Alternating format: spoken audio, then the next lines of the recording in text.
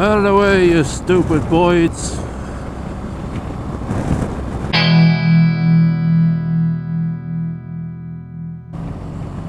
Hello and good morning. It's not too bad today. It's around 11 degrees, so it's been fairly shitty the last couple of days. But this is pleasant for this time of year.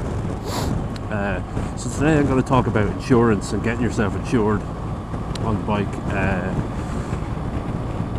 Obviously everyone's situation is different, so I'm trying to offer bits of advice that apply generally to everybody getting insured, and especially getting insured for the first time. Now, if you've been in the car before you get on a bike, you might have gone through a lot of this before, but there's some bike specific stuff that you should think about as well.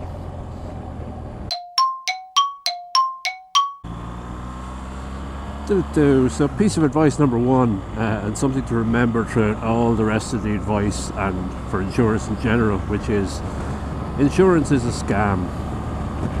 The whole insurance industry is set up to extract as much money as possible from people. The theory behind insurance is that you get charged more based off of the risk. So if you're a young biker on a big bike, the risk is more, and it's calculated. They calculate roughly how often they pay out on a policy, and then they charge people based off of that. That's not how insurance companies charge. It bucks the theory slightly. Insurance companies charge what they can,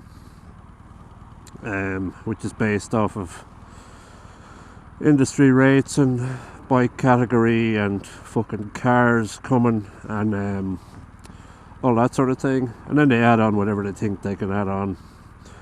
So most of the time, the first quote you get out of an insurer is chance in their arm. I'll talk about shopping around later on, but remember that if you get a mad quote on your insurance, especially as a first timer learner biker, it's not the end of the world. See what you can do about it. But if you get quoted like €1,000 to insure a bike initially, it doesn't mean that that's what the insurer can do. It means that's what they want.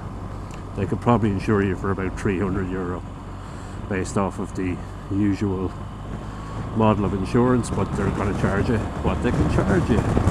So there you go. Step one: insurance is a scam.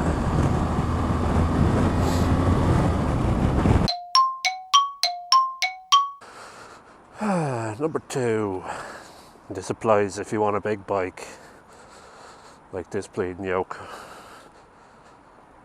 is that the insurance industry these days decides what bike you can have. And I'll explain what I mean now. It used to be in the old sort of licensing regime that you had to be on a restricted bike for 2 years, and there was all sorts of messing. Whereas nowadays, you just go and get petrol, and some lady at the petrol station thinks you're a crazy person for talking to yourself. No, nowadays, once you do the direct access, you get out on the bike that you can insure. And that's often when insurance companies quote you mad money. They don't actually want you to buy the insurance. They just want you to feck off and buy a smaller bike. And people give out that insurance is $2,000 or $3,000 or something like that. It's your own fucking fault. You're deciding that you want a big bike. You're 24 years old on the dot and you want an enormous bike, whereas the previous licensing regime, you would have had to have a restricted bike, a 34 kilowatt bike, for 2 years. You still kind of do, except it's just the insurance is regulating that for you. Doop doop doop, scenic route time.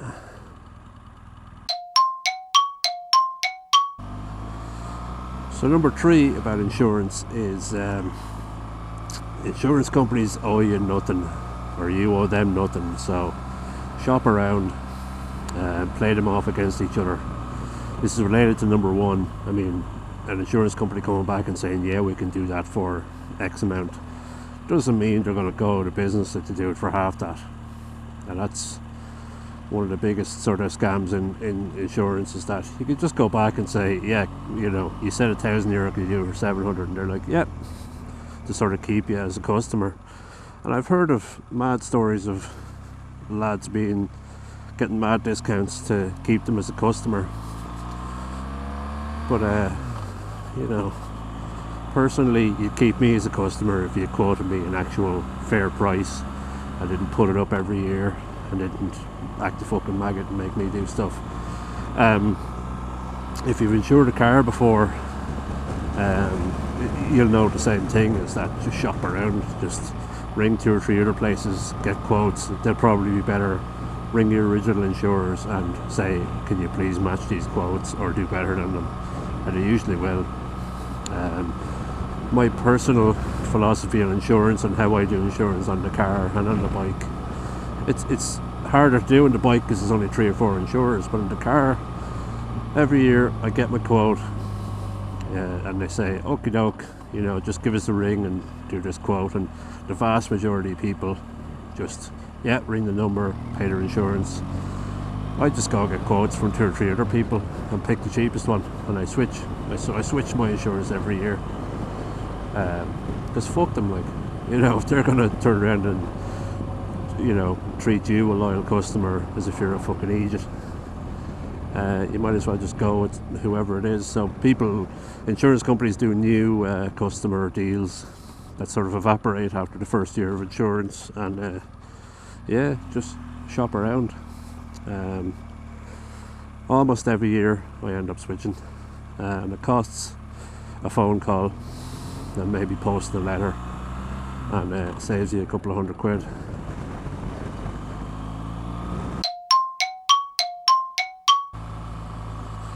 Number 4, and this is a quick enough one, not all insurance policies are the same. So people sort of shop around and say, oh, I got this policy for £200 less, or I got that policy.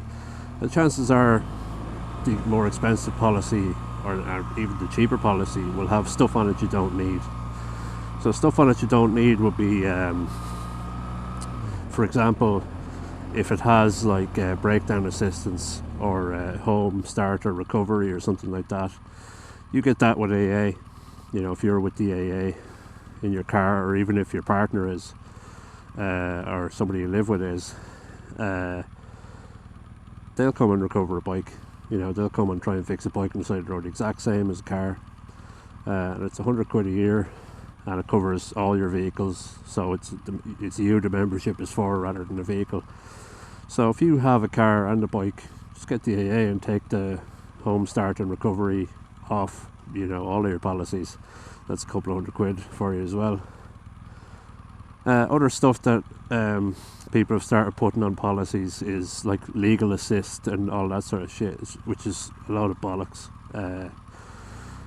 It's just, you know, you won't need it. Of course, I might have somebody saying, oh, well, I needed it, but I don't think so. I think you could take it off for what it costs you, you know, based on the likelihood of you needing it. You can just take it off. So I ring up for a quote, and they give me this quote, and I say, well, what extras are on it? And they say, oh, home start, legal assist, blah blah blah. And I say, what is it without those? And they'll take them off for you. Some insurers, it's all on by default. Some insurers are actually better about it, and they'll say, oh, it's this much, but come here, let me see what I can do. I think Liberty, who I was with originally, they actually won't take off some of that stuff. They'll say it's a standard policy, feck off. So don't go there. Or, you know, so not all policies are the same. You know, see what extras can be taken off, or how you can shave off a few quid for stuff you don't need.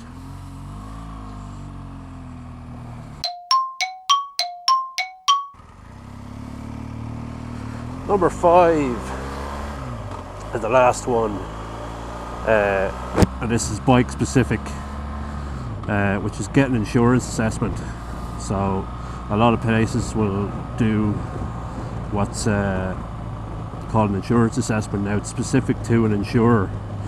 It'll be Liberty or one of those insurers, where you go out with an instructor on a bike for an hour or two, and then they'll give you a grade based off of what they're seeing.